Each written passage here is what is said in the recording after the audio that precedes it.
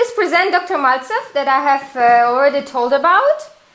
Hello, good to meet you. Очень рад с вами знакомиться. Likewise. So, can we start? Yes, sure. Я рад знакомству, и первый мой вопрос будет выглядеть таким способом. Как он познакомился с трудами Бодрийяра и какое впечатление они на него произвели, вот когда он только начинал с ними знакомиться, да? So, we are very glad to see you, Dr. Parmar, and the first question would be, could you please tell how did you get acquainted with the works of Жан Бодрийяр, and what was your first impression? Okay, yes. It was some time ago, and so the exact date I'm not sure, but the book would have been the abbreviated version of Simulations that was published in New York. Mm-hmm. And so what was your first impression when you just got acquainted with ideas of Жан Бодрийяр? Well, of course, that work caused a lot of interest throughout people in media and media studies. It's still taught today. This was in the special Foreign Agent series, it was called, that Silver was publishing out of New York. Mm-hmm. And it was part then of a very provocative series of books. So I encountered it as one of many provocations to rethink ideas. Mm-hmm. Первый раз я познакомился с трудами Жана Бодрийяра очень давно, и точно даты вам не смогу сказать. Но первая работа, с которой я столкнулся, это симуляции и симулякра. И я познакомился с укороченной версией, которая была тогда выпускалась в Нью-Йорке Сильверо Лотрингером. Это был друг Бодрийяра, с которым мы на связи, но он сильно болен, уже очень стар. И говорит, для меня, безусловно, эта работа была очень провокационная. Та работа, которая заставляет задумываться над некоторыми вещами и переосмыслить. И по сей день данная книжка, безусловно, преподается на факультетах СМИ и по сей день является одной из провокационных. А какие еще труды Бодрийяра преподаются на факультетах СМИ? Could you please list, are there any other books that are taught widely in digital media or mass media departments worldwide? That is hard for me to say because I'm not so aware of what other people might be doing. I think in some way it's disappointing because that book, which really was an earlier period of Baudrillard's thought, maybe the second period. So the first period would have been the post-Marxist books, and then this was the second period. I think it's still where a lot of thinking might be stuck, even though he, of course, wrote much more afterwards. Он говорит, я, к сожалению, на этот вопрос не смогу ответить, потому что я не знаю, чем занимаются другие люди, преподаватели этой сферы. Но что нужно отметить, что данная книжка, она относится, безусловно, ко второму периоду самого Бодрийяра становления, потому что первый период – это книги, связанные с постмарксизмом. Окей. Предположим, вы руководитель факультета СМИ в известном университете. Какие бы работы вы преподавали бы из Бодрийяра журналистам? So then we'll ask another question. Let's suppose that you are the head of the Department of Digital Media, Mass Media Studies of a top university worldwide. What would be the books that you would be teaching your students that you would have in the curriculum? That's an interesting question because the way that Baudrillard has been represented through books, in English at least, sometimes they are compilations of already published essays, for example, that he would have published in newspapers in France. Other times they are more coherent workings out of those ideas. And so the same ideas have come through, even the same actual essays have come through different translators in different books. and it does present a very complex landscape to negotiate. So I would tend to pick and choose a little bit. But for me, definitely books like The Intelligence of Evil, as it was translated into English, which I think is more or less the same in French. That would be important. The Perfect Crime, for me, I have got a lot out of that book, and so on. So there are particular books, I think, also the one that is a collection of his essays on art, you would want to teach if you were teaching art. But then there's, there are definitely lesser books and other books, but it's a confused landscape, and I think it works well that way. Ну, первое, это очень интересный вопрос, потому что, когда речь идет о работах Бодрийяра, это настолько сложно, это настолько все запутанная вещь, потому что, например, одни и те же идеи мы видим в разных эссе. Бывает, что одни и те же эссе публикуются в разных книгах, поэтому очень сложный вопрос. Я бы выделила, конечно, две книги. Первая – это «Интеллект зла» и «Совершенное преступление». И из этой книги я сам для себя очень много чего почерпну. Также, безусловно, можно было бы включить в программу коллекцию эссе Бодрийяра по искусству. То есть они могли, конечно, на русский первая книга, как называется? «Интеллект зла». А вторая? «Совершенное преступление». «Совершенное преступление». Да, такая книга есть. Окей. У меня будет вопрос. Вы, я насколько понимаю, не со всеми идеями Бодрийяра согласны.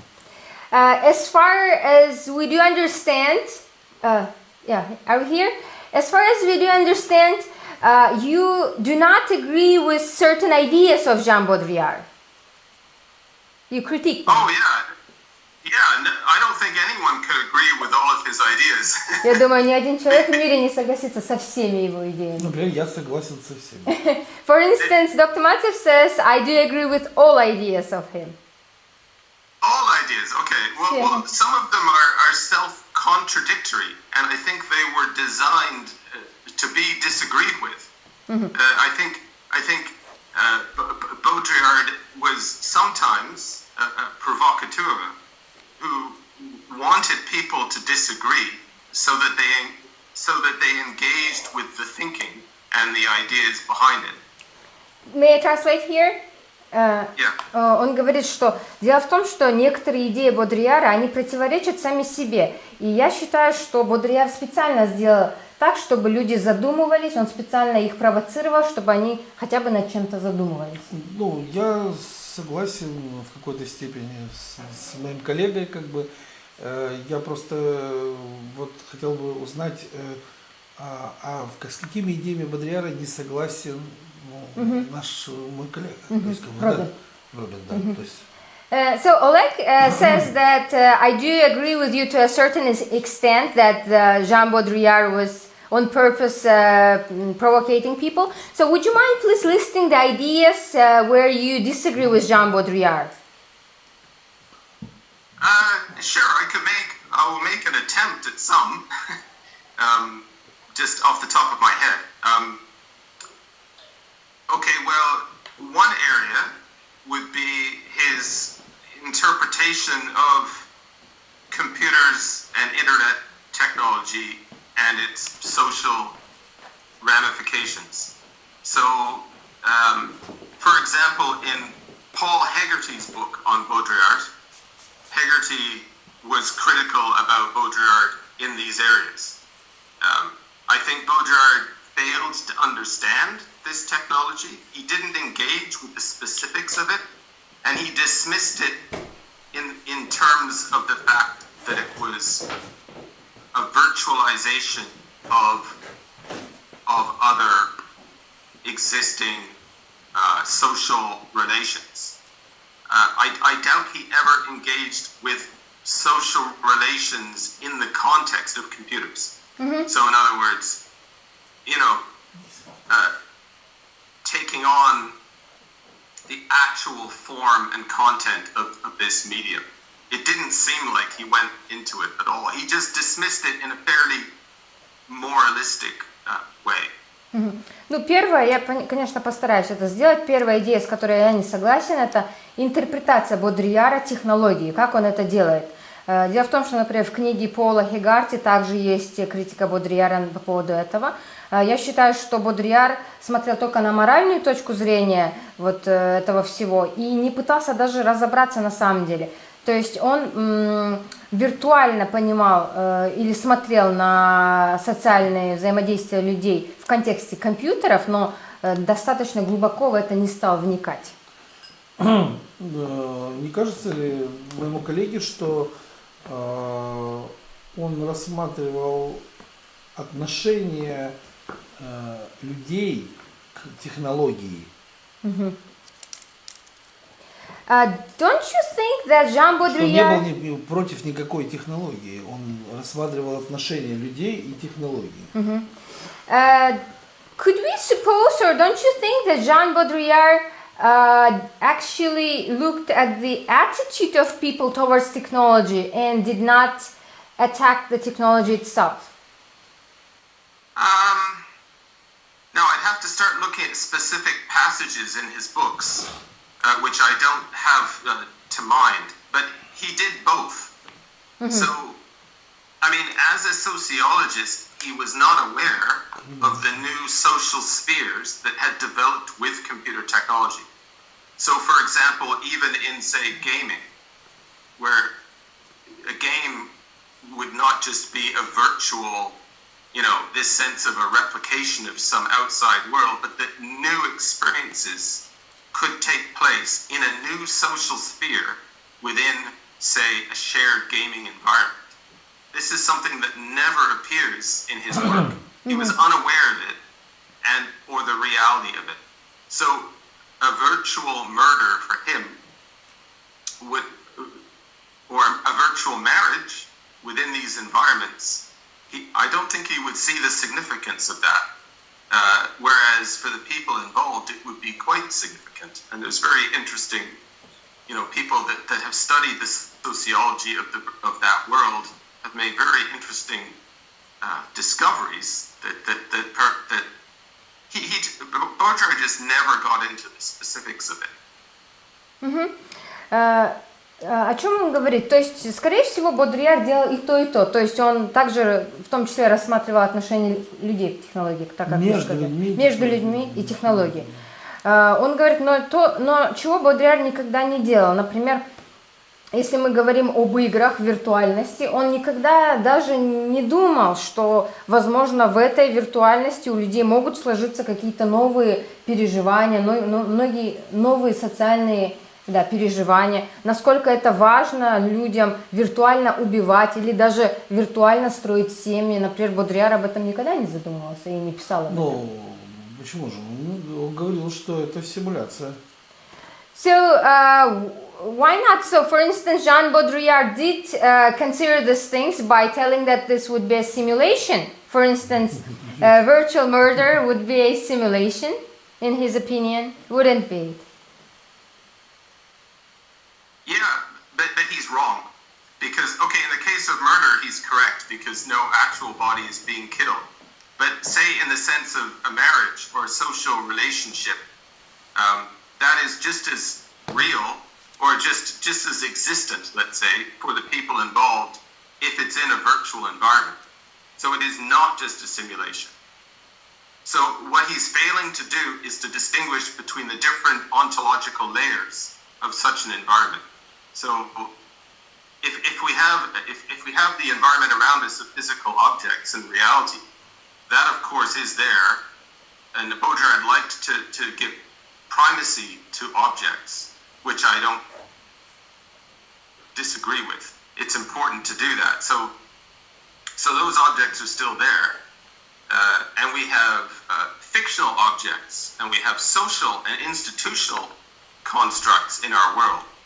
Some of these cannot be replicated in the computer, but some can. The institutional can be replicated. The economical can be, and the social can be. And so they are not simulations. They are just as real.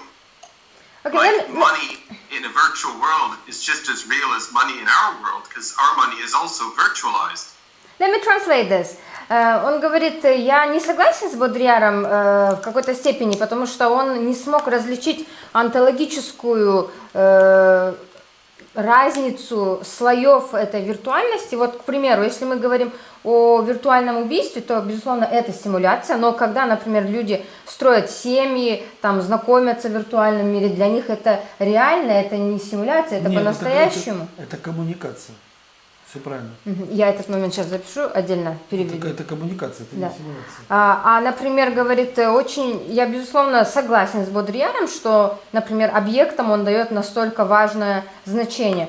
Но есть вещи, которые экономические вещи, институциональные вещи, которые мы можем, реплику создать. Например, деньги виртуальные, они же деньги, точно такие же, как и наши, в жизни, которые мы используем.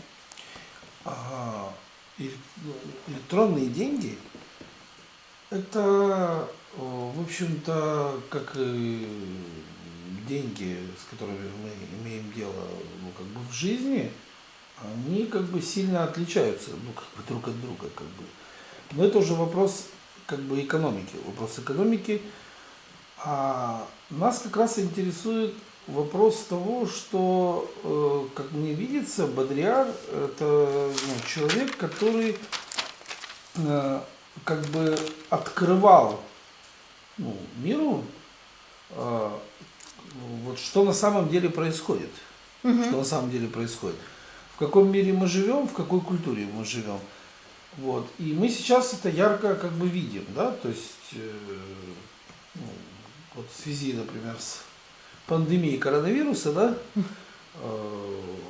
вот эта симулятивная культура, она вся рухнула, да, то есть от нее остались одни обломки. И люди сейчас знакомятся с миром заново, таким, какой он есть на самом деле. То есть эта симулятивная культура, она некое лекарство против страха людей перед настоящим миром, да, то есть поэтому сказать, что он, с моей точки зрения, сказать, что он чего-то не дал или недопонял, мне сложно. И есть еще один момент, который, наверное, нужно сказать, что Бодрийяр же не мог сделать всего в жизни, да? То есть он делал, пока был жив, да? Был бы жив, наверное, дальше бы делал. Мир, извините, штука здоровенная, да? То есть, чтобы его описать, может жизни человеку и не хватить, да? So, coming to this, for instance, you said the virtual murder, that would be a simulation, but when we come to the marriages of people, that's not a simulation, you said, right? Because this is something real happening for those people. And so in here, Dr. Mальцева says that when we speak about the virtual marriage part, that would be more of a communication and not simulation, right? When it comes to the money in the virtual world, then electronic money is much more different than our money, but that's another question that would be an economical question. So coming to this ideas of Jan Boдрийяр, of course, with total respect to your opinion, we think is that Jan Boдрийяр was trying to demonstrate to this world the factual state of affairs, trying to do this. Certainly, as any person, he was not able to do everything in this life, because there are just too many things to do, but he did as much as he could before his death. And Dr. Mальцева says currently is a great example with this coronavirus, that all of the simulative culture basically has clashed, because now people have to deal with the factual world, they have to try to learn to live again. Okay, the coronavirus. Yeah, that's. I wish Baudrillard was here with us still to write an essay, in a Parisian newspaper on the coronavirus. I think it might have been similar to what he wrote about the Gulf War. That the Gulf War did not take place, which is just a provocative statement, which he didn't even mean. So it's a good example of him just provoking people. Yes, because in one of the interviews he said that the Gulf War didn't happen. He meant it in the way that it already happened through the CNN and through the media. Yes, Verbatim, yes. Well, he meant it in probably three different ways. Yeah, one is this sense that it's already happened before we are aware of it in our sort of domestic sphere, and then also that it was a media war. So, and also in a there's other ways in which it didn't happen as well that he didn't actually tackle, like in the sense of actual ground warfare and fighting and who the combatants might have been. But anyway, so I agree with him there, and I think he might have said something similar now. Let me translate this. Когда речь идет о... Let me translate, yes. Когда речь идет о коронавирусе, конечно, с вашим комментарием я согласен, и жаль, что нет сейчас Бодрийяра, потому что он, наверное, бы что-то бы написал про коронавирус, и, возможно, бы он написал то же самое, что войны в заливе не было, возможно, такое. И он, сделал комментарий, что у него было 3 интерпретации того, что он имел в виду, когда говорил, что войны не было. Я слышал его интервью. Да, что он в интервью сказал, что это имелось в виду, что уже произошло через СМИ. Да. Но он говорит, что у него 3 интерпретации. Да, окей. Он еще фотограф. Да. Мы обязательно с ним поговорим. Могу я спрашивать, да? Да. Да. Вот как вы считаете, чему журналист может научиться у Бодрийяра? Dr. Parmar, what do you think a journalist can learn from Jan Boдрийяр? A journalist? Yes. Well, with due respect, are there any journalists left? I mean, journalism has changed a lot since the days when I knew journalism practitioners in the I guess early 80s, because I produced a radio program for a long time, and I'm still tangentially involved with radio practitioners. So what journalism means now is very different, because I know journalists and they don't have the same training or interests. And it's more or less about just relating the everyday world as it occurs. Whereas journalism used to be about, for good or bad now, for good or bad, about structuring that information in particular ways, deliberately, in an interpretive role, let's say, which I think now journalism is not so much about that. If we look at social media, it's more about being a conduit. It's more, it's much less about this interpretive function. So that's one problem with answering the question. Let me translate this part and then we can continue.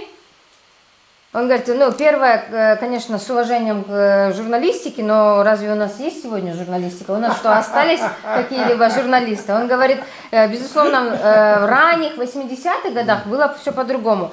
И в ранних 80-х годах я создал радиопрограмму, и, очень крупную, и до сих пор имею отношение к радио и к некоторым людям.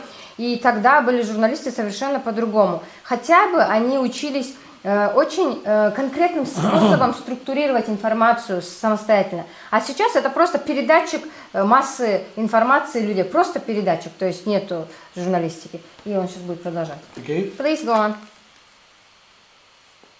Yeah, so I think journalism is almost contrary to Baudrillard's impulse, I would say, in the sense that to have journalism, you have to have a fixed idea about one's relationship to objective reality that one can report on, and he was all about upsetting that dialectic. So, in fact, I had this discussion in about 1985. Probably I had first come across Baudrillard, and I was in discussion with a journalist on air, like on a radio show. With Jan Boдрийяр? I had some discussion with another journalist about Baudrillard. Okay. And she had some really good insights that I no longer remember. But Baudrillard would problematize this construct of reporting on the world, as he did with the Gulf War did not exist or did not take place. And in the same way, how COVID-19 is being constructed for us so that we can consume this event as news is probably quite different from either its objective reality or any social impact that then results. So they're all very different, they're all related, but they're all very different, I guess, modes of reality. So if one is aware of Baudrillard, one can be almost hyper-aware of all of these taking place around us, and that awareness in itself is very valuable, and that's what he gave us. Ну, первое, нужно сказать, что сама журналистика, она практически противоречит импульсу Жана Бодрийяра. Для того, чтобы заниматься журналистикой, безусловно, у кого-то должна быть уже зафиксированная идея о том, что такое объективная реальность. А Бодрийяр, он постоянно, как бы, не то что разрушает, он постоянно разочаровывает это. Вот то же самое, что он сделал с войны в заливе не было. И сейчас мне в голову, говорит, приходит то событие. В 1985 году я как раз в прямом эфире с журналистами разговаривал о Бодрийяре. Я точно уже не помню, о чем был разговор, но вот этот момент, говорит, вспомнил.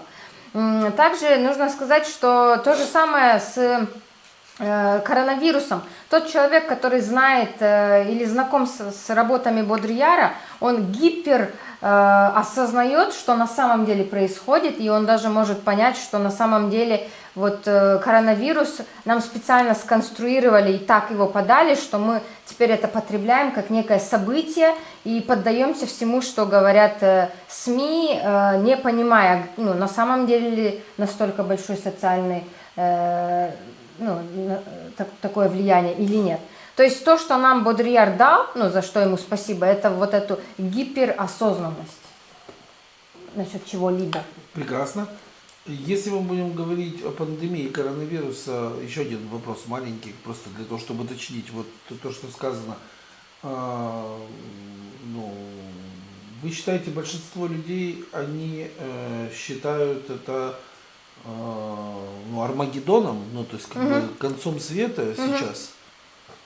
Just a small question to follow up what you have said about COVID-19, if you don't mind, just to understand.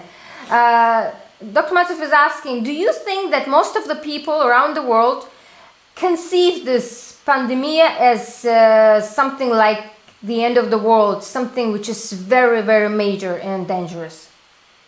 Do you think most of the people think like that? No, I wouldn't want to say what people think like. I don't wish to make any pronouncements about that because there's obviously huge plurality of opinion. I mean, every region, every country is different. So how we interpret it in Ireland is very different than how it's interpreted in England or France or anywhere, you know. So it's in part because of how the news is delivered to us. It's in part because of our government response, in part because of our local cultural difference. So I think, like, say, my students, for example, I think at first didn't take it so seriously, you know, at first. Then when the university closed, they were forced to make changes to their life, so they took it more seriously. You know, which is a very crude action-reaction type response. If you make people change their lives, they'll suddenly pay attention, you know. Whereas I've been reading about it for months now, from scientific reports and people coming back from China. So it's all about awareness. I know in some places people are being a little more apocalyptic about it, but I mean, it's not any sort of apocalypse. It's just, Dr. Mальцев just came like a week ago from Europe, being on the expedition with a group, so they went through all European Union countries during this COVID, and he came back to Ukraine. Just a note.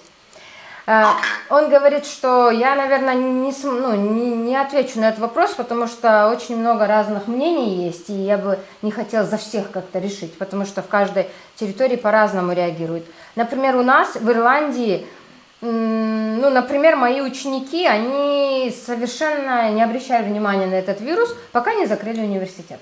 То есть, как только людям меняют что-то в их жизни, они тогда, конечно, начинают задумываться о серьезности этой проблемы. То есть вот жизненные изменения дают серьезность проблемы, правильно понимаю? So, the changes in life, the changes in conditions of life, basically give the seriousness to the problem. They make you more aware of the seriousness of the problem. Well, yes, just because most people now, especially true for younger people, have never experienced in their life any, now I speak only of the local area I know. It's different in Ukraine, it's different everywhere, but most people here have not experienced war or famine or any disaster or anything that would kill a lot of people or hurt themselves, or it's just not within their realm of experience. They've been sheltered from this, and so when suddenly they're told there are now new rules, you have to obey what the government says, they just do it. There's no sense of and it's a shock because they have never in their life been told what to do before by some outside political entity. Отвечая на ваш вопрос, да, это так. И, например, безусловно, конечно, у нас не Украина, но у нас в Ирландии никогда люди не проходили через войну, через голод. Для них это шок. И им никогда никто не командовал, что делать. И сейчас все, что им говорит государство, они полностью безоговорочно подчиняются, потому что они просто в шоке. Они никогда в такой ситуации не были. Ну, а вам не кажется, что это неправомерные действия государства? Don't you think that when government commands, it controls just too much and quarantines people and everything else, don't you think that this is not legal from governmental side to do these things to people?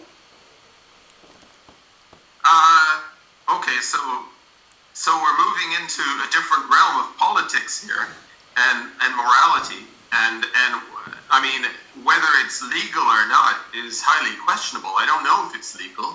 Okay, not legal, maybe rightful. I mean, is it? Do they have a right to restrict people in their freedoms?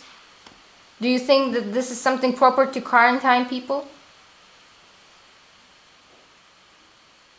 This is a very complex question. My first impulse would be to say no. It is not their right to do this. Okay, again, a sociologist would be better placed to answer this. However, in the West, this cushioned society that's never had to deal with any tragedy since whatever, like Vietnam War, Second World War, whatever. 9/11, which Baudrillard also wrote about, this event, was such an eruption because it brought some form of the object, reality, home through all the layers of simulation to people living in the USA. And their reaction to it was so over the top, like it was the biggest disaster ever. It was dramatic, and it was mediatized. But they had never experienced anything like this. And so now we have another event where we have never experienced anything like this. Mm-hmm. And so the governments suddenly can do a lot more than they could do before. Yes. So, after 9/11, which Baudrillard was here to comment on, the governments could suddenly do crazy things, like send troops to a random country, Afghanistan, to kill people. It had nothing to do with 9/11. But now the governments can do crazy things, and in some countries they have gone too far. France, Spain. You can't leave your house unless you sign a form that you carry with you. This sounds to me like just pure fascism. And you have to run to the store real quick. Yeah. Okay, let me translate this. This is not the case in Ireland. So they did a lockdown in Ireland, but there are barely any police in Ireland. So it's up to us as communities to do what we wish to do. So I think this is several things at once happening. Yes, governments are actually almost too happy to make these new rules for us, because this is the moment they've been waiting for, where they can tell us what to do and we'll just do it. They love that. It's pure power, like in a raw form, like unmediatized form. And Baudrillard, I think, would have said that. He would have said, this is one of those special moments, like 9/11 was a special moment. I forget exactly what he called it. So there is this, but also it's a moment when the social and the public sphere of social beings actually comes together and does stuff outside of the government. Let me translate we are this. now empowered to do that. Yeah, let me translate this. Первое, очень сложный вопрос, безусловно, социолог, наверное, лучше бы ответил. На первом импульсе мне, конечно, сразу хочется сказать, нет, государство не вправе делать так и запрещать людям.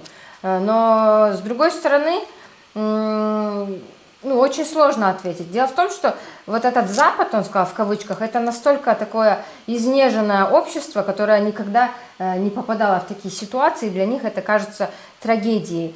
И государства, они даже слишком счастливы из-за такой ситуации, потому что они сейчас могут делать все, что угодно. Самые сумасшедшие законы издавать. То есть государство использует эту ситуацию в свою пользу. То есть на данный момент они имеют абсолютную власть. Скорее всего, Бодрийяр это назвал бы сырой властью, сырой формой власти. Также говорит, это очень похоже вот на 9 сентября, когда, например, для США, то есть реальность в виде террористического акта, 11 сентября, вот этот теракт, он в виде реальности, то есть разломал все уровни симуляции в США. И для американцев такое ощущение было, что это самая ужасная трагедия всей жизни. И они, используя эту ситуацию, начали отправлять войска в Афганистан, хотя это не имело никакого отношения к 11 сентября. И я думаю, что, скорее всего, то же самое начнется и с коронавирусом, когда они начнут делать вещи, которые, просто вот в удобный момент. И, безусловно, у нас в Ирландии нету такого беспредела, как во Франции, в Испании. Там практически фашизм происходит. Я так и написал в статье, что Ангела Меркель положила начало Четвертого рейха. So let me try to get this correctly. So Dr. Mальцев says that in regard to your comment that in France and in Spain things went just too harsh, and Dr. Mальцев says, I wrote an article and I've just stated there verbatim that Angela Merkel basically started a fourth Reich. Yes. Yeah. Fourth one. Четвертому рейху. Да, потому что Германия нарушила Шенгенское соглашение в одностороннем порядке, не поставив в известность ни одну европейскую страну, и мотивировала это тем, что съедят ее еду, и у них не хватит больничных коек для немцев. Because Germany was a country that basically transpassed Schengen zone rules without basically letting know any other countries, without coordinating with them. They closed their borders because she said that other people would eat our food and will take up our places in the hospitals. Which is strange. Это странно для Германии. В том-то все и дело. That's the whole point. В том-то все и дело, что That's the whole point. Странно, да. Это очень странно было для Германии. Because Germany has accepted many people into their borders that other countries haven't. So it's a strange position for them to take. But anyway, what's interesting to me is like countries, like states, long ago lost almost all their real power in the world.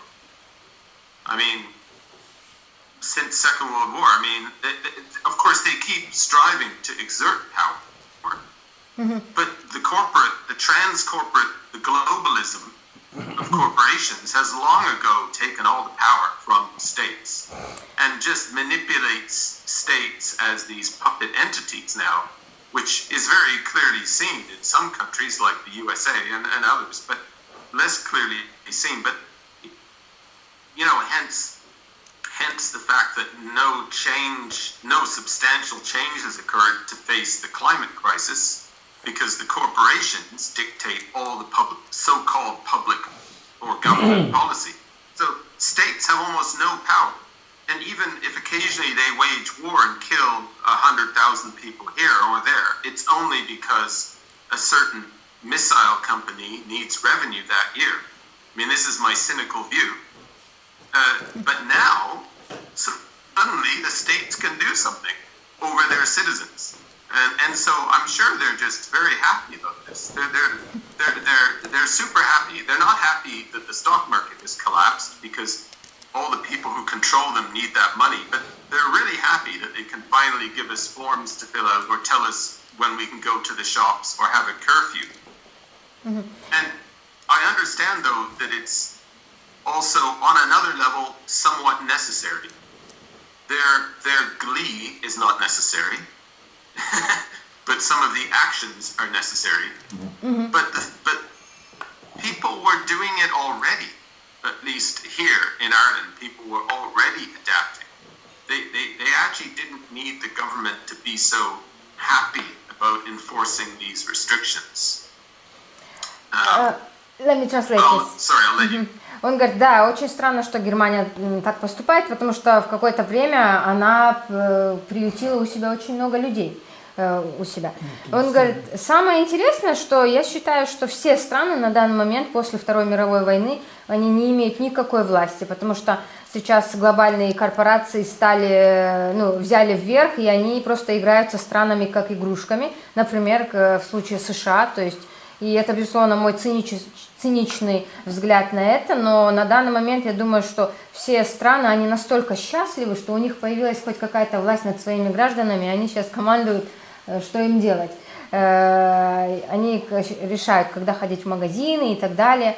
Может быть, конечно, им грустно, что биржа как бы рухнула, но, думаю, в целом они счастливы, что есть у них власть. Но у нас в Ирландии и так люди, говорят, принимали меры, и не нужно было государству вот это все делать. Да. Окей. Спроси его, он же фотограф. Dr. Parmar, you are also a photographer, is that correct? Yes. И я фотограф. And Dr. Mальцев is also a photographer. Sorry? And Dr. Mальцев is also a photographer. Oh, good. Excellent. И вот я хотел с вами поговорить, как вы смотрите на фотографию Бодрийяра. And so, shifting from this COVID topic, would you mind please telling, how do you see photography of Жан Бодрийяр? I might upset you now. Я сейчас вас расстрою, наверное, говорю. Нет. It's okay.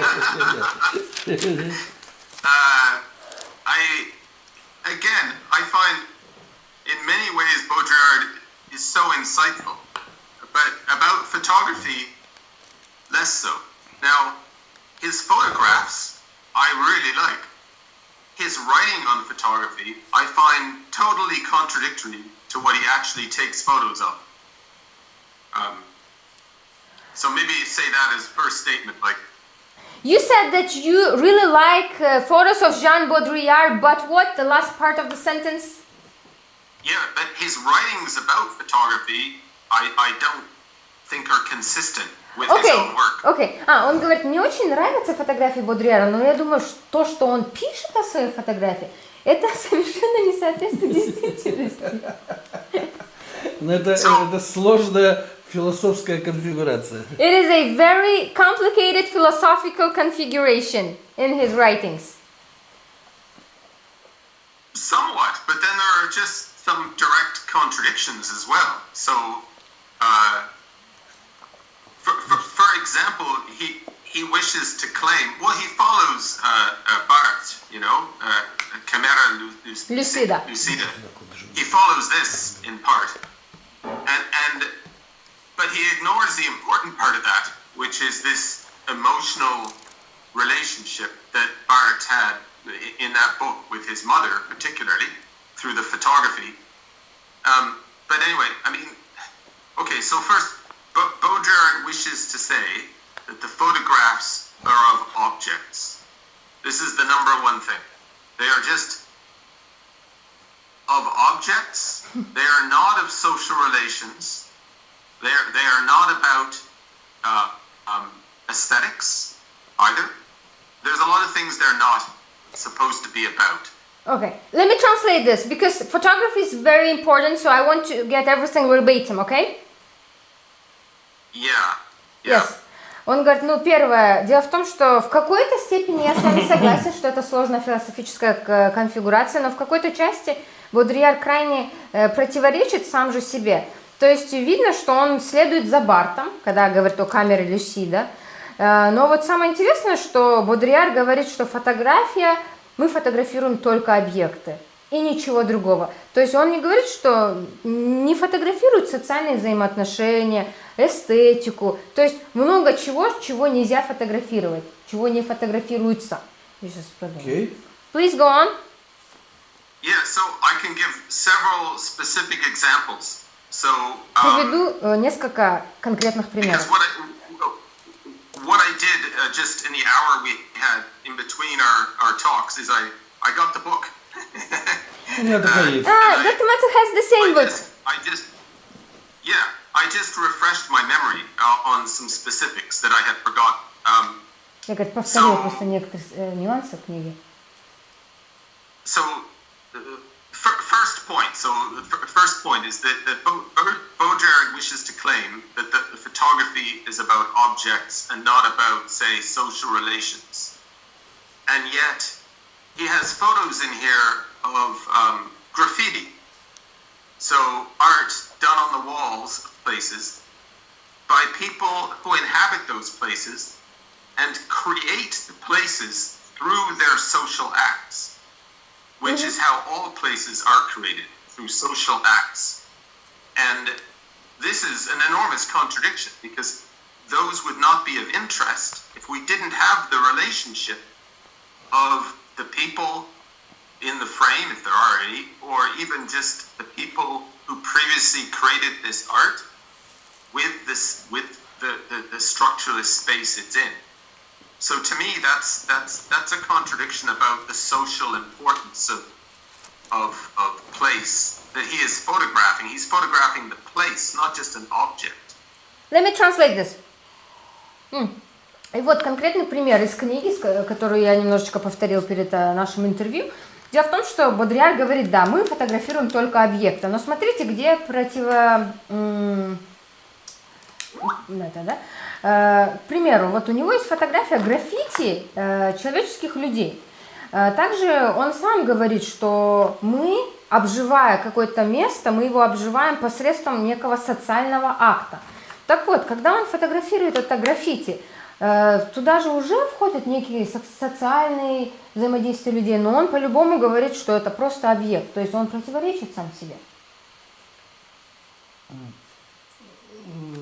Я думаю, что Бодрийяр, он вообще кажется парадоксальным. Baudrillard seems to be paradoxal overall in everything. Yes, He I agree. seems to be. Totally, I totally agree. Я абсолютно согласен насчет этого. So, I mean, a second point would be that Baudrillard also, in his essays, even in that book of photography, speaks against this idea of the photographer arranging the mise en scène. So, constructing a stage, I suppose, for this sort of, Yes. highly aestheticized way of taking photos. And yet, that's exactly what Baudrillard does in quite a few, like the sequence of still life photos. So you have a lamp on the table, classic still life photography example, or you have a notebook open with an ashtray. That's my favorite photo. Yeah, but they are textbook examples of arranging a mise en scène for the camera. Let me translate. Он говорит, вот, например, во многих эссе Бодрийяра и даже в этой книжке, он говорит, что против мизосцены, что против создания композиции. Но дело в том, что в некоторых кадрах он именно это и делает. Например, лампа на столе или открытый журнал, где есть пепельница. Это же прекрасный пример, очень классический пример вот создания композиции. Все верно. Correct. Все верно. И третий пример. A third point then would be that he also argues against aesthetics in photography. Well, he would have to if he wants the object to be primal and if he doesn't want the mise-en-scène. And yet his photos show a heightened sense of painterly aesthetics. All of his photos of like peeling paint and textures are, well, they're very painterly. They come right out of that old tradition, interpreted through photography. Very traditional again, and it seems a contradiction then to say that aesthetics are not important. Also, the role of light in photography. So he has all these photos, like even the cars submerged in water. So you have this sense of depth and texture. You have light transmitted through the water. In other photos, you have light reflected off the water. You have the what is it? A lamp with the light inverted, the image inverted in the lamp. All of these plays of light, which is what photography, conservative photography, is about light. So again, it's very traditional photographic concerns in his work, in many of his works. И третий пункт, который я хотела бы привести в пример. Вот, например, Бодрийяр говорит, что он не обращает внимания на эстетику в фотографиях, но дело в том, что он следует консервативному стилю именно настоящей фотографии. Например, когда он фотографирует какие-то здания, где краска облезла, то есть он именно показывает эстетику, как должно быть. И, например, роль света. Вот у него есть даже фотография, где машина в воде, и там видно, что свет проходит через это. Либо есть фотографии, где свет, например, наоборот, отображается от воды или от поверхности, или где он реверс сделан. То есть он говорит, он все эти правила соблюдает. Нет, безусловно. Возможно, Бодрийяр хотел, чтобы люди задумались и над композицией в том числе. Maybe Жан Бодрийяр also wanted people to give a think about composition and this mise-en-scène as well.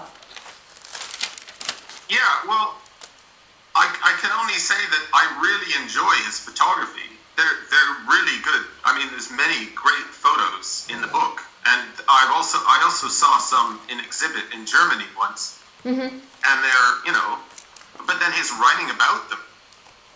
He wants to make them non-conventional, but they're completely conventional. So there's a weird gap there that he wasn't bridging. And the essay in the book is it Peter Weibel or something? Yes. Basically just ignores all of this completely and says, "Oh yeah, Baudrillard was great to do this sort of thing." It's one of these essays that we should never write. We should never just accept what the author says at face value without interrogating further. And by the way, Peter Weibel was born in Odessa.